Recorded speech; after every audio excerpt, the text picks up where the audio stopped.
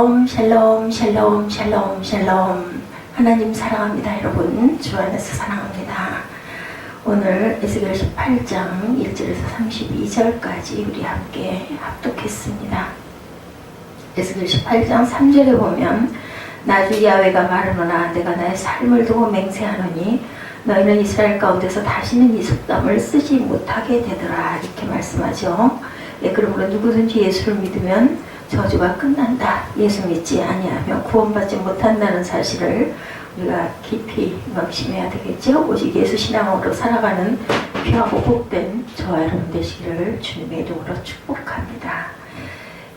첫 번째 의로움과 악함은 개인적인 것이다. 18장 1절에서 20절까지 나타나 있습니다.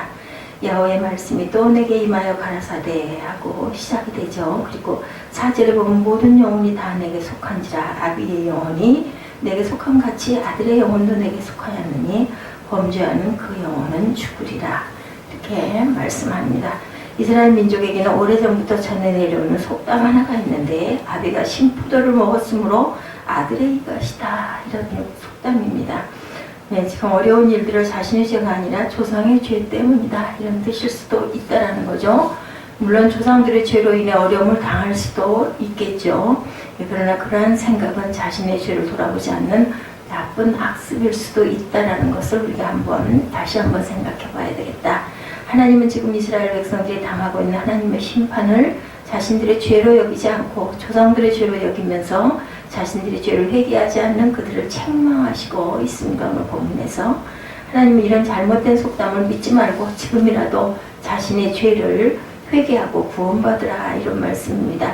에스겔 선지자를 통해 이러한 속담의 거짓됨을 밝히면서 지금 이스라엘 백성에게 임하고 있는 하나님의 심판의 기준이 되는 의로움과 악함은 개인적이고 현재적인 문제임을 말씀하고 있습니다. 이것은 곧 하나님의 진정한 뜻은 심판으로 그들을 멸망시키려고 하는 것이 아니라 누구든지 자신의 죄를 회개하면 구원받을 수 있다는 사실을 강조합니다. 그러니 부모가 잘못한 그 죄를 자식한테도 받는다. 이것은 온전한 하나님의 뜻이 아니라는 겁니다. 하나님의 잘못된 속담에 대해서 분명하게 말씀하시면서 4절에 다시 강조하기를 모든 영혼이 하나님께 속해 있다고 하십니다. 아비의 영혼도 아들의 영혼도 하나님께 속해 있으므로 범죄하고서 회개하지 않는 영혼은 벌을 하시겠다는 거죠. 신명기 24장 16절에 아비는 그 자식들을 인하여 죽임을 당치 않을 것이요 자식들은 그 아비를 인하여 죽임을 당치 않을 것이다. 각 사람은 자기 죄에 죽임을 당할 것이니라. 분명히 이렇게 말씀하고 있습니다. 이렇게 분명한 하나님의 말씀이 있음에도 불구하고 이스라엘 백성들은 전해 내려오는 속담을 더 믿습니다. 이것은 하나님의 말씀보다는 사람의 소리에 귀를 더 기울인다라는 뜻일 수도 있죠. 속담은 진리가 아닙니다. 하나님의 말씀은 진리입니다. 오늘날 기독교 안에도 진리 되신 하나님의 말씀을 떠나서 그렇게 가르치는 그런 사람들이 많은데 성경을 떠난 어떤 가르침에도 우리는 절대로 귀를 기울이면 안 되고 잘할 수 없는 부분은 성경을 꼭 찾아가고 확인을 해야 되겠죠. 5절에서 18절에 보면 하나님은 가상적인 예를 3가지 들어서 말씀하셨는데 아버지와 아들 그리고 손자에 이어지는 3대에 관한 말씀입니다. 첫째 예는 5절에서 9절까지 이 사람은 하나님의 법과 의의를 따라 살아가는 의로운 사람이다. 이 사람은 다음과 같은 행함을 보며 사는 사람입니다. 산 위에서 재물을 먹지 아니하였다. 즉 우상 숭배에 참여치 아니하였다라는 거죠. 우상에게 눈을 돌리지 않습니다. 우상을 섬기지 않았다. 이웃의 아내를 더럽히지 않습니다. 즉 간음죄를 범하지 아니했다. 율법에 기록된 부정한 짓을 하지 아니하였다라는 것입니다. 사람을 학대하지 않습니다. 즉 하나님의 긍휼한 마음을 가진 사람이었다. 빚진 자의 전당물을 도로 돌려줍니다. 자비와 사랑을 가진 사람을 드러냅니다. 약탈하지 않습니다. 남의 것을 빼앗아 자기 것으로 치부하지 않았다. 줄인 자에게 식물을 주었습니다. 동정과 사랑을 베풀죠. 벗은 자에게 또한 옷을 입혀줍니다. 변을 위하여 꼬이지 아니하며 이자를 받지 아니하였다. 즉 고리대금으로 남을 괴롭히지 아니하였다라는 거죠. 스스로 손을 금하여 죄악을 짓지 아니하였다. 악한 일에 동참하지 않습니다. 사람 사이에 진실이 판단합니다. 뇌물이나 안면으로 불의한 판단을 하지 않았다. 사람과 사람 사이에서. 그리고 내 율례를 쫓으며 내 규례를 지켜 진실이 행하였다. 이와 같은 자에게 하나님은 어떻게 판결하시나? 그는 의인이니 정령 살림이 나 주의 주 야훼가 말한다 말씀합니다. 둘째에는 10절에서 13절까지 이 사람은 앞에서 언급한 의로운 사람의 아들이죠. 그러나 이 아들은 의로운 아비와는 달리 정반대 악한 일들을 하고 있습니다. 하지 말아야 할 짓을 하고 해야 할 것을 하지 않습니다. 이스라엘 사람들이 속담대로라면 이 아들은 아비의 의로움 때문에 죗값을 치르지 않고 잘 살아야 할 터인데, 그런 그 나의 아들에 대한 하나님의 판결은 절대로 그렇지가 않습니다. 13절에 이 모든 가증한 일을 행하였은즉 정령 죽을지라 자기의 피가 자기에게 돌아가리라. 다시 말해서 아들은 아버지가 어떤 사람이었든 간에 자신이 저지른 죄에 대해서 스스로 책임을 져야 했다. 아비의 의로움 때문에 살 수 있는 것이 아니다. 셋째 예는 14절에서 18절까지 보면 이 사람은 앞에서 언급한 악한 사람의 아들인데, 그러나 그 악한 아비와는 반대로 의로운 일을 행합니다. 다시 말해서 의로웠던 할아버지처럼 하지 말아야 할 것을 하지 않았고 해야 할 것을 하죠. 이스라엘 사람들의 속담대로라면 이 사람은 아비의 악함으로 죗값을 치러야 하지만, 비록 자신은 의롭게 살았지만 아비가 악했기 때문에 죗값을 자신이 대신 받아야 할 것인데 속담대로 한다면은, 그러나 이스라엘의 거짓된 속담과는 달리 하나님의 판결은 17절 끝에 보면 이 사람은 아비의 죄악으로 인하여 죽지 아니하고 정령 살겠고, 세 가지 예를 통해서 결론은 분명하죠. 4절에서 언급되었지만 하나님은 다시 19절에서 20절에 반복적으로 강조하십니다. 20절에 보면 그 영혼은 죽을지라, 범죄하는 그의 영혼은 죽을지라, 아들은 아버지의 죄악을 담당하지 아니할 것이요 아버지는 아들의 죄악을 담당하지 아니하리니 의인의 공의도 자기에게로 돌아가고 악인의 악도 자기에게 돌아가니라. 범죄하는 그 영혼이 죽을 것이다. 즉 의인은 의로움도 자기에게로 돌아가고, 또한 악인의 악함은 또한 자기에게로 돌아갈 것이다. 그러니까 자신의 지은 죄대로 간다는 거죠. 우리 주위에 많은 사람들은 자신을 돌아보지 않고 나라 탓, 조상 탓, 이웃 탓, 남의 탓을 하며 사는 사람들이 많지만, 우리는 그렇게 살고 있지 않은지 그렇게 살아서는 안 되겠다라는 거죠. 내가 오직 예수 안에서 새롭게 태어난 자라면 그 누구의 탓도 내 인생에 영향을 줄 수는 없다. 고린도후서 5장 17절에 누구든지 그리스도 안에 있으면 새로운 피조물이라. 이전 것은 지나갔으니 보라 새것이 되었도다. 죄는 반드시 값이 있는데 그 값은 곧 사망입니다. 로마서 6장 23절에 그러한 죄에 대한 저주를 예수 그리스도께서 십자가에서 다 감당하시죠. 갈라디아서 3장 13절에 그리스도께서 우리를 위하여 저주를 받은 바 되사 율법의 저주에서 우리를 속량하셨다라고 말씀합니다. 인간은 죄를 지을 수밖에 없습니다. 곧 이 말은 인간은 하나님의 저주를 받을 수밖에 없는 존재인데 그 죄값을 예수께서 십자가 위에서 감당하셨습니다. 그러므로 누구든지 예수를 믿고 구주로 영접하면 죄가 용서받지만 그렇지 못하면 저주를 받을 수밖에 없다. 고린도전서 16장 22절에 만일 누구든지 주를 사랑하지 아니하거든 저주를 받을 것인가 이렇게 말씀합니다. 인간은 오직 예수 안에서만이 의롭게 될 수 있다라는 사실을 우리가 명심해야 되겠습니다. 로마서 10장 4절에 그리스도는 모든 믿는 자에게 의를 이루기 위하여 율법의 마침이 되셨느니라 말씀합니다. 갈라디아서 2장 16절에 사람이 의롭게 되는 것은 율법의 행위에서 난 것이 아니요 오직 예수 그리스도를 믿음으로 말미암음으로 우리도 그리스도 예수를 믿나니 이는 우리가 율법의 행위에서가 아니고 그리스도를 믿음으로 의롭다함을 얻을 것이다. 율법의 행위로서는 의롭다함을 얻을 육체가 없다라고 말씀합니다. 두 번째 의로움과 악함은 현대적인 것이라는 것. 에스겔 18장 21절에서 29절에 나타나고 있습니다. 삶과 죽음을 결정하는 의로움과 악함의 판단 기준이 과거나 미래가 아니라 현재에 있다라는 사실을 강조하죠. 21절에 보면 죄에 대한 보응의 원리에 의하면 악인은 그 지은 죄로 인하여 죽을 수밖에 없다. 그렇다면 죄를 지은 사람은 모두 죽을 수밖에 없는 것일까? 이 물음에 대한 본문은 그렇지 않다는 은혜의 원리를 또한 제시하고 있습니다. 죄를 지었다 할지라도 거기서 떠나 현재 의로운 삶을 산다면 과거의 악은 기억되지 않고 죽지 않을 것이라는 놀라운 말씀을 선포합니다.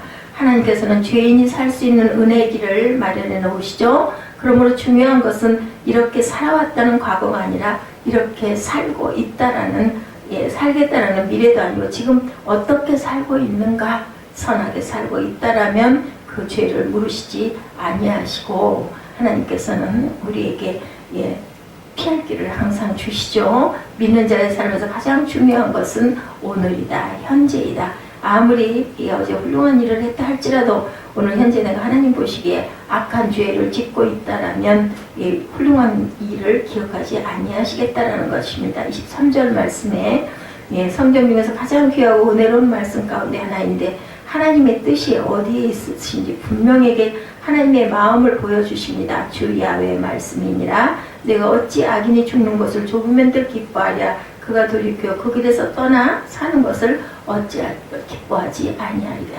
악인도 오늘 죄에서 떠나서 잘 살아가면 하나님께서는 기뻐하신다라는 말씀이죠. 하나님은 악인이 죄 가운데서 죽는 것을 결코 원하지 아니하십니다. 다시 말해서 이 말씀은 모든 사람들이 자신들의 죄를 회개하고 구원받기를 원한다라는 말씀입니다. 죄 없는 자가 한 사람도 없습니다. 그렇죠. 의인은 없나니 하나도 없다. 로마서 3장 10절입니다. 죄로 인해 지옥에 갈 수밖에 없는 인간들인데 하나님께서는 지옥을 피할 수 있는 길을 마련해 주셨는데 그 길이 곧 예수 그리스도를 믿는 길이다. 24절에 만일 의인이 돌이켜 그 공의에서 떠나 범죄하고 악인이 행하는 모든 가증한 일대로 행하면 살겠느냐. 그가 행한 공의로운 일은 하나도 기억됨이 되지 아니하리니 그가 그 범한 허물과 그 지은 죄로 죽으리라. 과거의 의로운 사람일지라도 현재 악을 행하고 있다면 지난 의로움은 전혀 기억되지 않고 현재 범하고 있는 그 죄로 인하여 죽을 것이다 라는 것입니다. 참으로 슬픈 일이죠. 그런데 왜 지난 의로움이 기록되지 않을까? 그것은 악인에 대하여 지난 악함이 기억되지 않은 것과 같은 원리입니다. 그렇다면 하나님께서 과거나 미래는 무시하고 오직 현재의 삶을 기준으로 사람을 판단하는 것은 아닌가? 우리가 이런 의문이 떠오를 수 있습니다. 이것은 불공평하지 않습니까? 내가 정말 전에는 정말 의인이었는데 지금 내가 잘못됐다고 해서 전에 내가 잘한 일에 대해서 전혀 기억을 안 하십니까? 이런 의문이 생기죠. 하나님이 25절에서 29절에서 그 답을 주십니다. 결론적으로 결코 불공평하지 않고 공평하다라는 말씀입니다.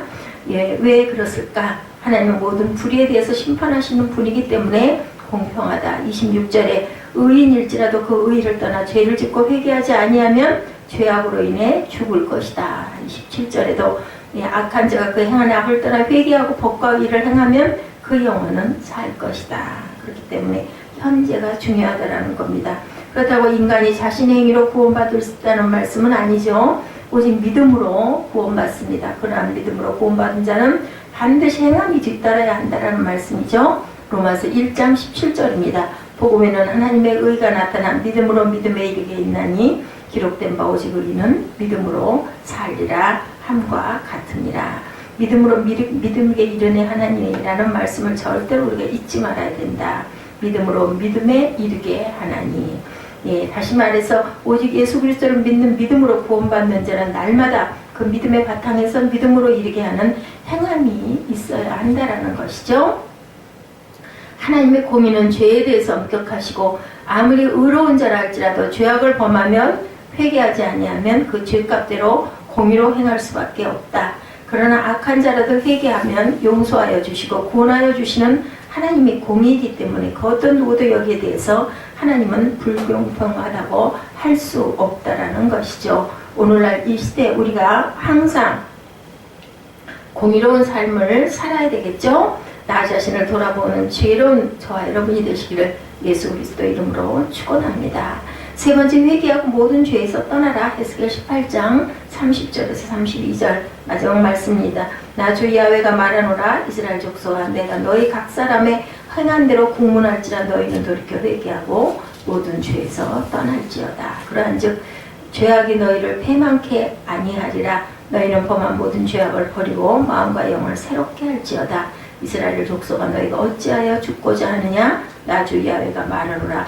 죽는 자의 죽는 것은 내가 기뻐하지 아니하노니 너희는 스스로 돌이키고 살아라. 살기를 원합니다. 에스겔 당시 하나님의 에스겔 선지자를 통해서 이 말씀을 주시는 것은 지금이라도 자신의 죄를 회개하면 너희 죄를 용서해 주시고 구원해 주시겠다라는 거죠. 30절에서 하나님은 회개하고 모든 죄에서 떠나라. 31절에서도 모든 죄악을 버리고 마음과 영을 새롭게 하라. 그리고 32절에서도 너희는 스스로 돌이키고 살지니라고 말씀하십니다. 다시 말해서 반복해서 3번이나 회개에 대해 강조하신 이 말씀은 의인이든 악인이든 중요한 것은 회개라는 것입니다. 돌이키라는 것. 회개하지 않으면 어떤 누구도 구원을 보장받을 수 없다라는 그런 말씀입니다. 회개라고 해서 입술로만 죄를 고백하는 것으로 절대로 끝나서는 또한 안 되죠. 진정한 회개는 죄에 대한 슬픔이 아니라 마음의 변화가 있어야 될 것이다. 30절에서 31절에서 보면 30절에서 너희는 돌이켜 죄에서 떠날지어다. 회개하라. 회개는 히브리어로 슈브라고 합니다. 가던 길에서 돌이키는 것을 의미하죠. 내가 어떤 죄를 범하고 있다면 그 죄에서 몸만 돌이키는 것이 아니라 마음도 돌이키고 행함도 돌이켜서 해야 된다. 오직 예수께서 돌이켜야만이 진정한 예수께로 돌이키는 자만이 진정한 회개가 될 것이죠. 내 죄가 예수의 피로 죄사함 받지 못하면 아무리 회개해도 소용이 없다. 히브리서 9장 22절입니다. 율법을 쫓아 거의 모든 물건이 피로써 정결케 되나니 피 흘림이 없은즉 사함도 없느니라. 많은 사람들이 죄를 회개하고도 반복적으로 죄를 범하고 살아가는 가장 큰 이유 중에 하나는 온전히 예수 그리스도의 피로 죄사함을 받지 못했기 때문입니다. 내가 그 죄에서 돌이킬 수 있는 능력이 있는 것이 아니라 예수 그리스도의 피의 능력이 나를 죄에서 돌이키게 할 것이라는 사실을 우리가 명심하고 예수의 피를 의지하고 회개하는 저와 여러분들이 되어야 될 것입니다. 둘째로 31절에서 모든 죄악을 버리고 마음과 영을 새롭게 하라. 자신의 죄를 회개한 자는 마음과 영을 새롭게 하며 살아가야 할 것이다 라는 거죠. 회개한 자는 마음만 새로워지는 것이 아니라 영혼 자체도 새롭게 변화가 되어야 한다. 그러므로 진정한 회개는 그 사람의 인격 자체가 변화되는 놀라운 역사가 나타난다. 사울이 변하여 바울이 되듯이 변화가 되어야 합니다. 변화가 없다면 회개는 진정한 회개를 했다고 볼 수가 없겠죠. 마음과 영이 새롭게 변화된 자는 이제 육을 위해 살아가는 것이 아니라 영을 위해 살아가는 자가 되어야 되겠다. 셋째로 32절에서 너희는 스스로 돌이키고 살지니라. 회개를 한 번 했다고 모든 것이 끝난 것이 아닙니다. 회개한 자는 이제 날마다 회개의 삶을 살아가야 합니다. 이것은 곧 나를 날마다 돌아보며 살아가는 모습입니다.